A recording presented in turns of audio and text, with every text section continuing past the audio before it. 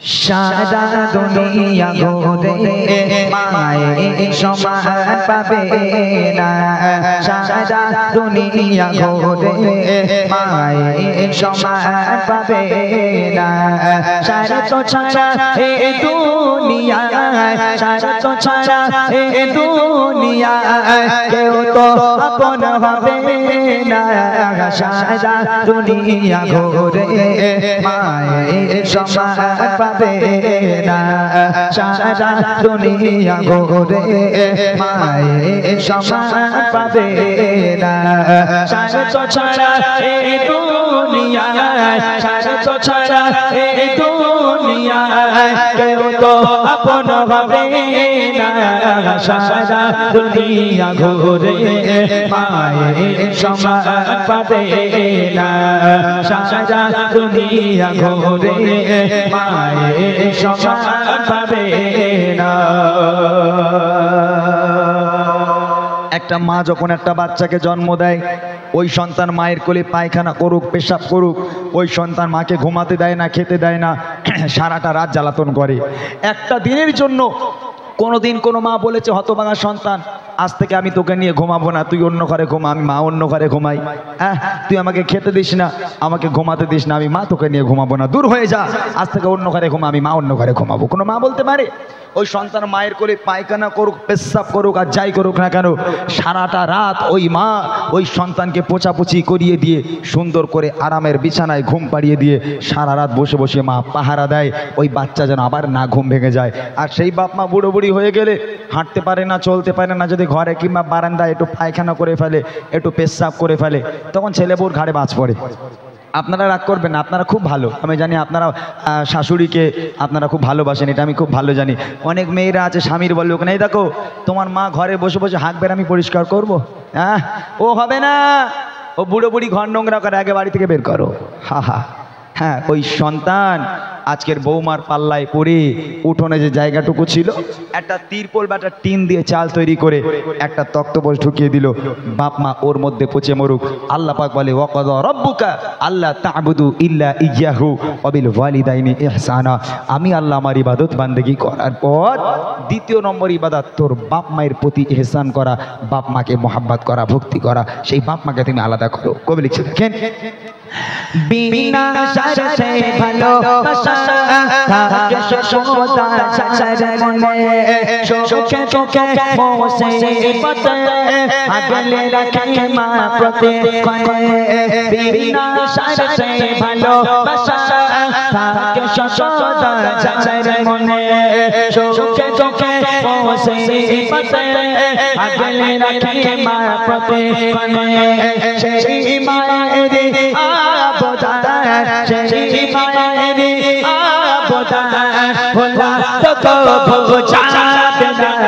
সারা দুনিয়া ঘুরে মায়ের সমান পাবে না, সারা দুনিয়া ঘুরে মায়ের সমান পাবে না।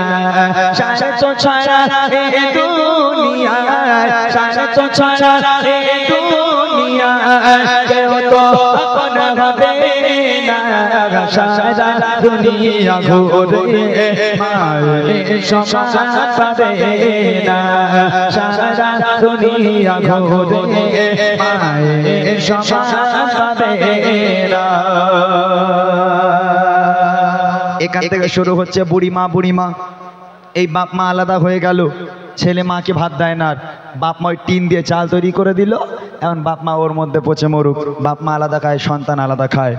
মা রাস্তার ধারে দাঁড়িয়ে আছে, ভাবছে কখন ছেলেটা একটু বাজারে যাবে, একটা ওষুধ আনতে দেবো। মা রাস্তার ধারে অনেকক্ষণ থেকে অপেক্ষা করছে।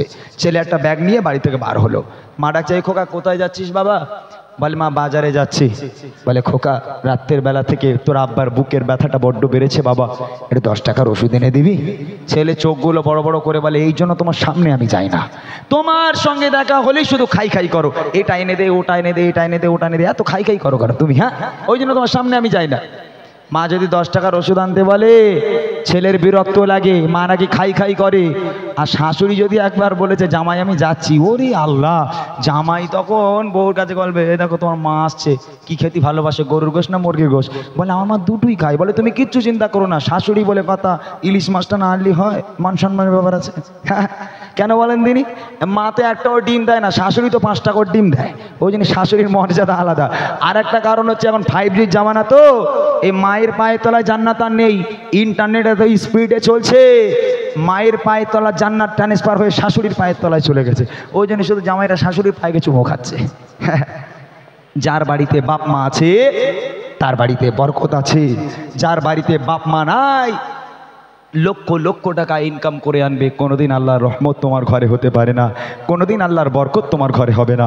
তোমার বাপ মা তোমার জন্য রহমত, তোমার বাপ মা তোমার জন্য বরকত। শেষ কথায় কবি লিখছে দেখেন, হাজার দুঃখ যন্ত্রণাতে হয় না ক্লান্ত কোনো রাতে, একটি রাতে ঘুম আসে না, বসে থাকি মা পাহাড়ে। হাজার দুঃখ যন্ত্রণাতে হয় না ক্লান্ত কোনো রাতে, একটি রাতে ঘুম আসে না, বসে থাকি মা পাহাড়ে। আল্লাহর মগা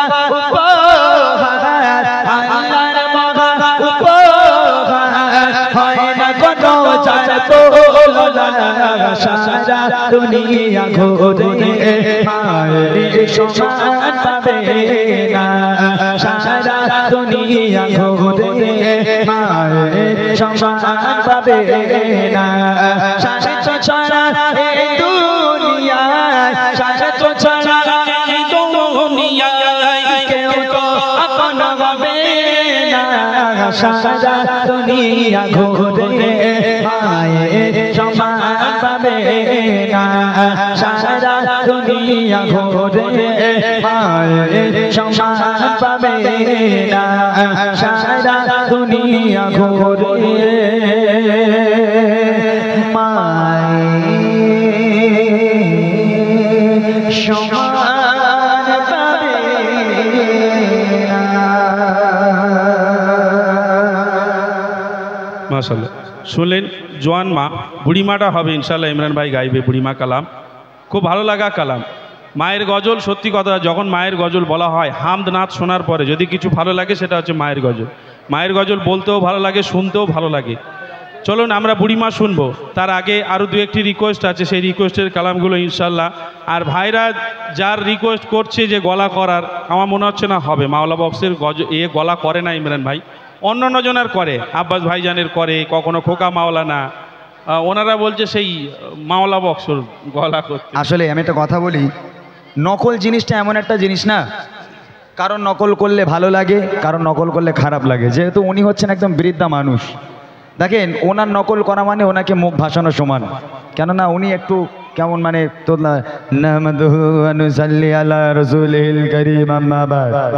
এরকম করে উনি ওয়াজ করেন, তো যেহেতু ওনাকে এইরকম নকল করা মানে মুখ ভাসানো হয়। আপনারা বলেন অন্য কারোর মানে নকল বলেন, সে চেষ্টা করে যে নাকি আরে মুসলমান ঘরে ছেলেরা বাচ্চারা তরুণেরা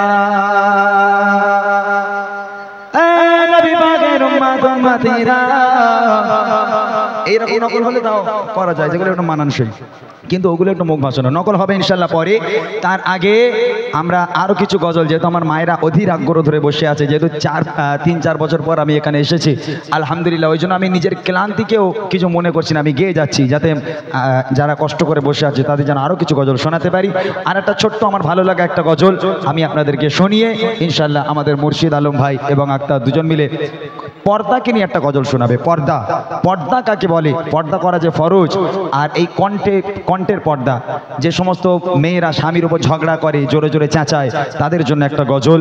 কতটা মানে কঠিন একটা গজল, কতটা নিষেধ করা হয়েছে এই নারীদের কণ্ঠকে পর্দা করার জন্য, আজকের কতটা সতর্ক করা হয়েছে, এই গজল আপনারা শুনবেন ইনশাআল্লাহ।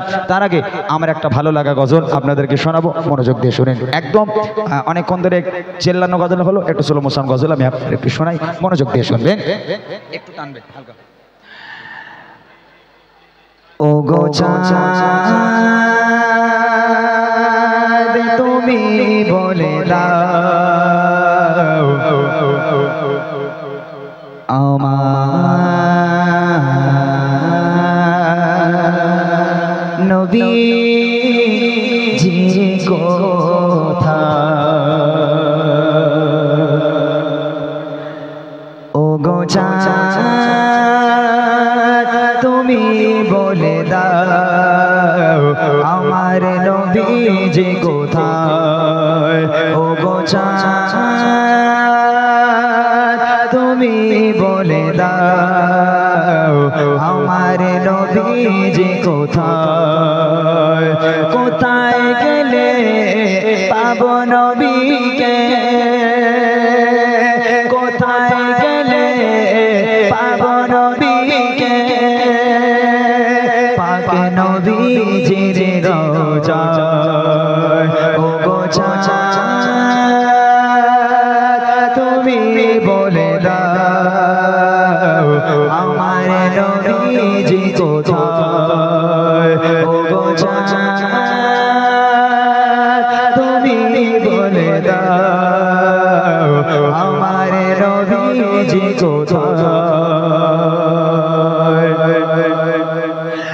কত শত হাজিরা হাত পাকে যায় খোদার কাবাকে তারা জড়িয়ে কত শত হাজিরা আজ পাকে যায় খোদার কাবাকে তারা জড়িয়ে ও কাবা তুমি বলে দাও আমার নবীজি কোথায় ও কাবা তুমি বলে দাও আমার নবীজি কোথায় কোথায় গেলে পাবো নবীকে কোথায় গেলে পাবো নবীকে পাক নবীজির রওজায় ও গো চাঁদ তুমি বলে দাও আমার নবীজি কোথায় কত শত হাজিরা কত শত হাজিরা মদিনাতে যায় হাজারে আসওয়াদে তারা চুমা দিয়ে কত শত হাজিরা আজ পাকে যায় হাজারে আসওয়াদে তারা চুমা দিয়ে ও খোদা